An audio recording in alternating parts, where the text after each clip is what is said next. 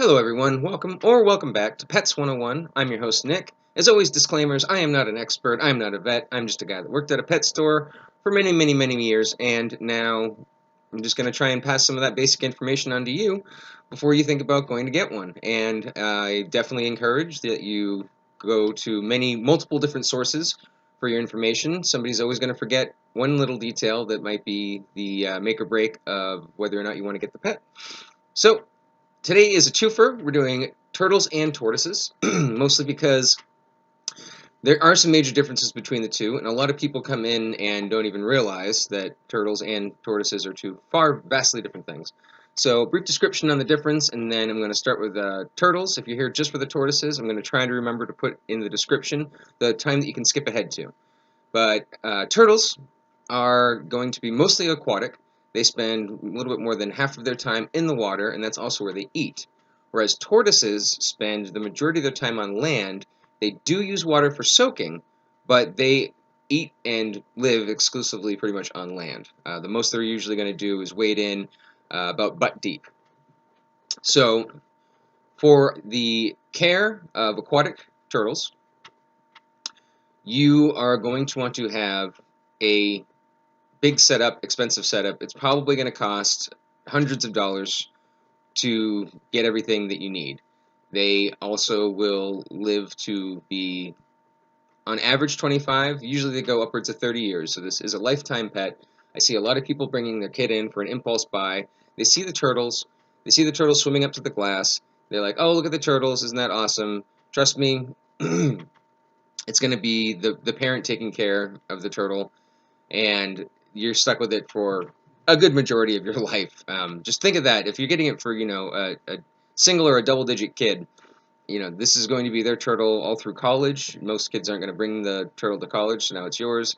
I mean, just things to consider when you have a long lifetime of a pet. But even if you're getting a baby, which you should not be if it's a reputable pet store, they should be at least adolescents when you get them.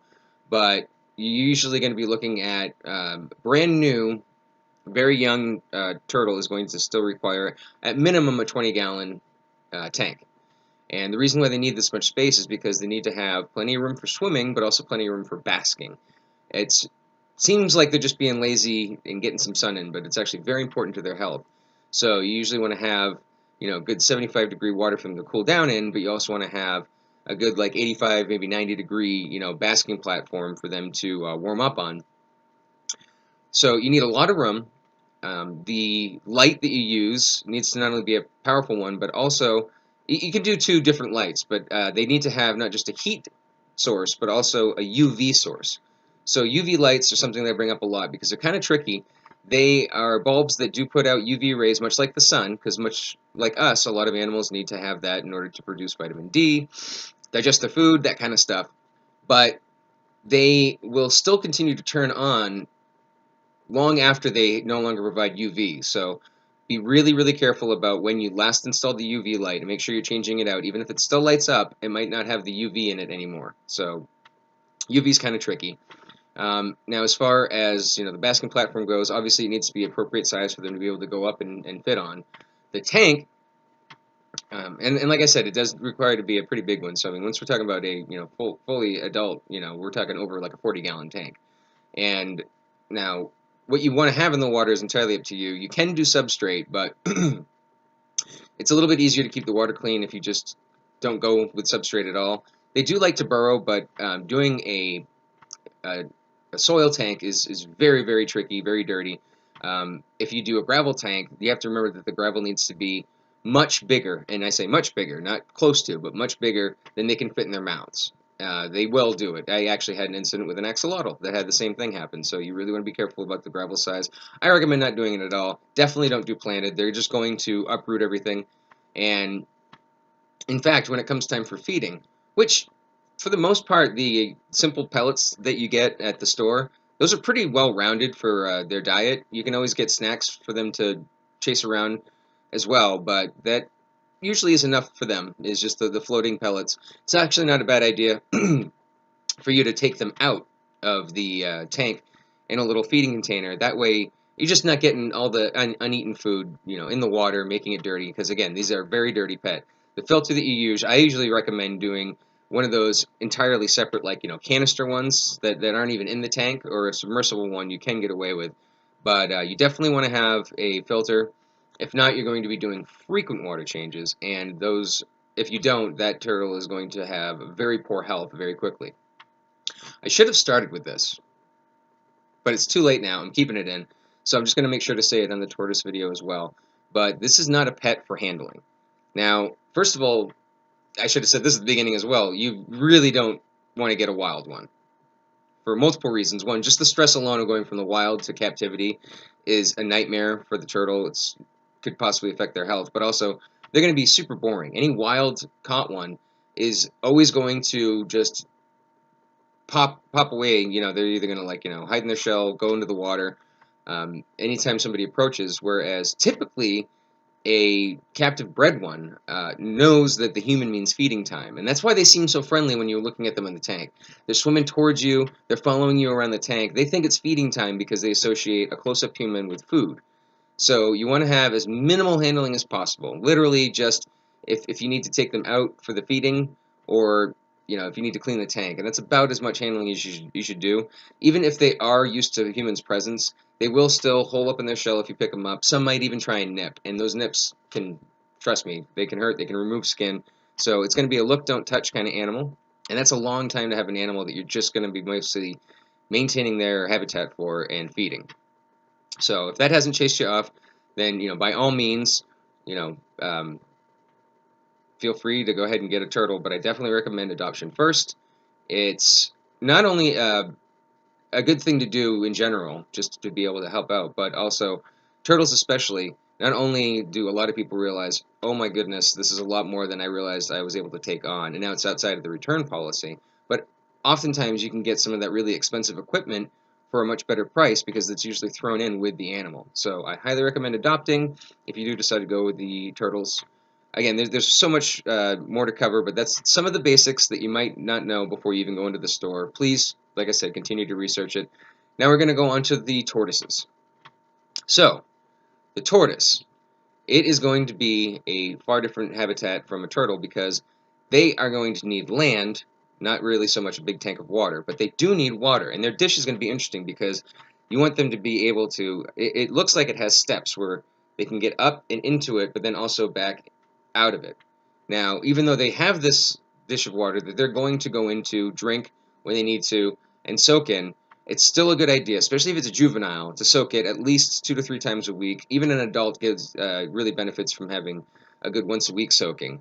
Um, you need to make sure that the water is nice and lukewarm and can get up to their butt.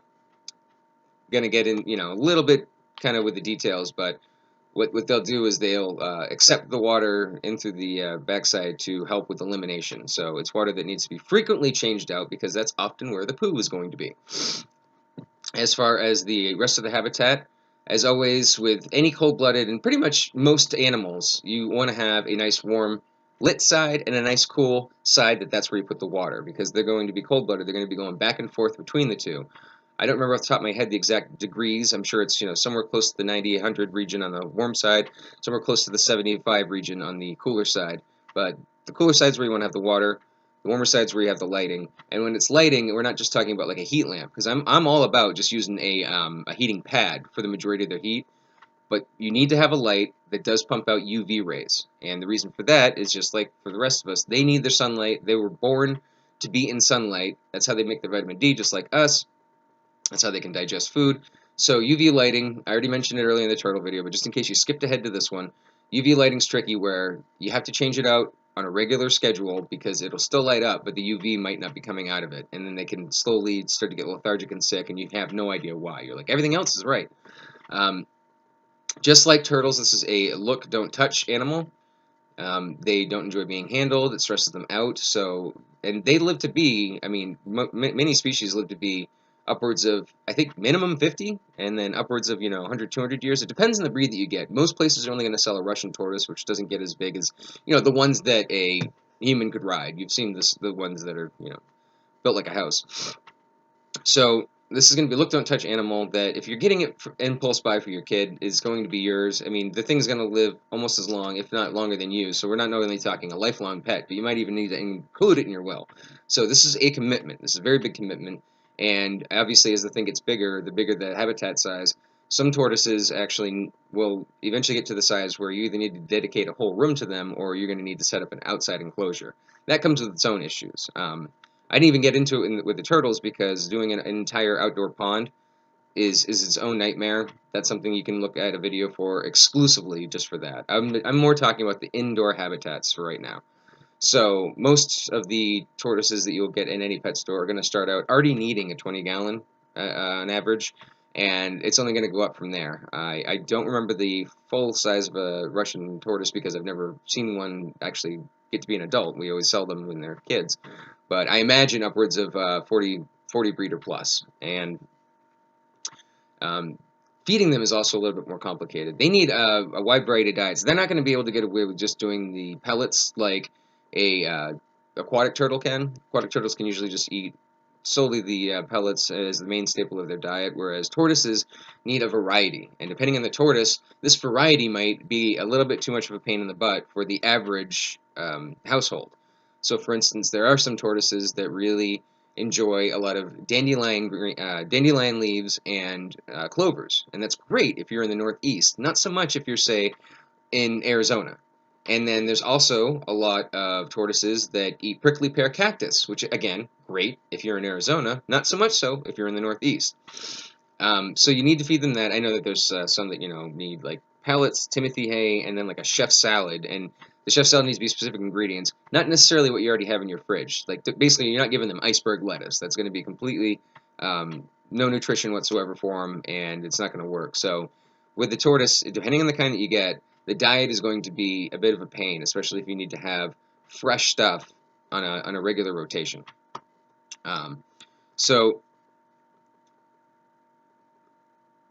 what I was recommending with the turtles, and I guess I'll recommend with the tortoises as well, definitely think adoption first because there's often a lot of people that have a tortoise that it's like, okay, I did not realize it was going to be this much work. I did not realize they were going to get this big. And so it's good for two things. One, you're getting a guy, a new home, but also a lot of this equipment can be pretty expensive for a first time buy. I mean, especially if you went the cheap route and you went for the smaller habitat just to start out with, and then you realized, oh my goodness, nope, now I need to double in size. I need to buy all this equipment all over again. And when I say all the equipment, I mean if you use a heating pad for the heat, then that means you need to get a new heating pad that's like twice the size. The same thing with like, the wattage of the bulb. You might have a mini dome to start out with, and now so you need a mega dome.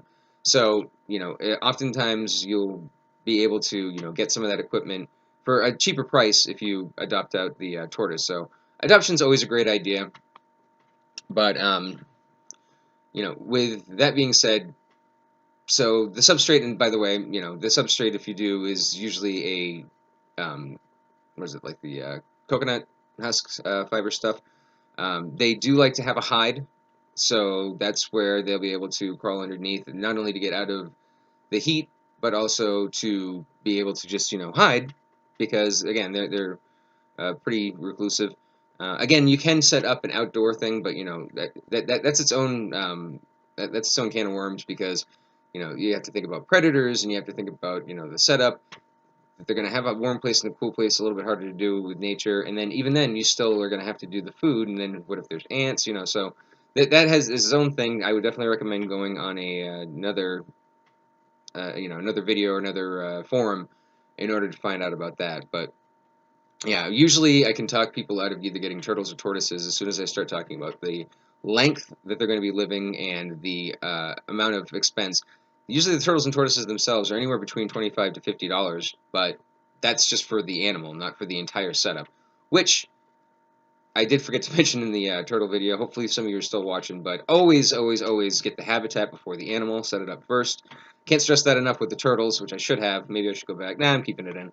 But definitely always get the setup first, because most of the if you're going to get it from a pet store, they're going to come in a cardboard box, and they're just going to be waiting there very impatiently, stressed out, not knowing what's going on, in the dark, while you're trying to get this thing warmed up, or in the case of the turtles, get it cycled. So anyway, it's just always a good idea to do that first. I'm sure there's much more that I could tell you about, but that's usually at a pet store enough to scare the people away. If you're still interested in getting them, then like I said, please just make sure that this isn't the last stop before you go head to the pet store and start grabbing equipment. I would definitely recommend talking to people that have had them before. Watching videos, reading forums. Uh, you know, I'm sure there's plenty of info on Wikipedia and plenty of other places. So these are ones that you definitely want to because reptiles in general are always going to be tricky when it comes to not only care but also when they have health issues. Oh my goodness, that's usually a very expensive vet bill, and it's usually a long, long road. Usually they don't show signs for quite a while, and then once they do, it takes them quite a while to get healthy again. So that is definitely something to consider.